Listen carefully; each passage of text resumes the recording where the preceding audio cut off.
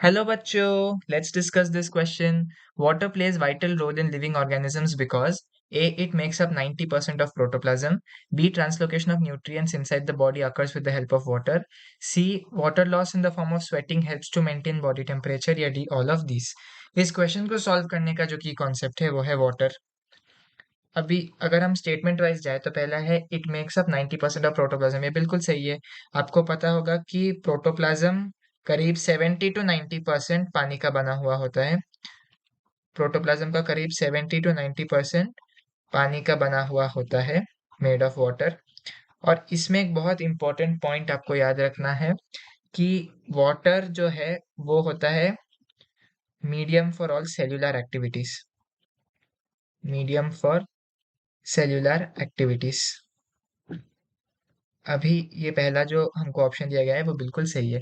अभी दूसरा ऑप्शन जो है वो मेनली प्लांट्स से रिलेट करता है कि translocation of nutrients with in the body in occurs with the help of water. बिल्कुल सही है।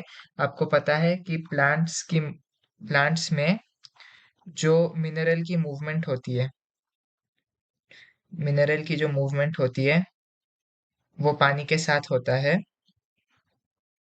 और साथ ही साथ पानी से जो ट्रांसपिरेशनल पूल का प्रेशर बनता है, पानी से जो ट्रांसपिरेशन पुल का प्रेशर बनता है वही अल्टीमेटली रिस्पॉन्सिबल होता है एसेंट ऑफ सैप के लिए।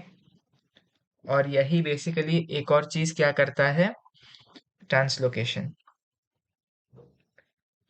तो इसमें भी आपको इनडायरेक्टली कहीं ना कहीं पानी का रिलेशन ही दिख रहा है।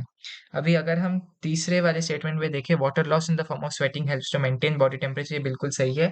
आपको पता होगा कि ह्यूमंस में और कई दूसरे एनिमल्स में क्या होता है, अगर टेम्परेचर घटे तो फिर हम शिवर करने लगते हैं।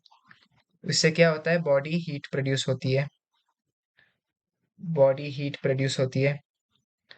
और अगर टेम्परेचर बहुत बढ़ जाए बाहर का तो फिर हम स्वेट करने लगते हैं। और स्वेट क्या करता है, इवेपोरेटिव कूलिंग प्रोवाइड करता है। इवेपोरेटिव कूलिंग प्रोवाइड करता है। तो ये तीनों के तीनों जो ऑप्शन हमको दिए गए हैं बिल्कुल सही है। हमने लिखा प्रोटोप्लाज्म का 70 से 90% पानी का है। प्लांट्स में मिनरल की मूवमेंट पानी के साथ होता है।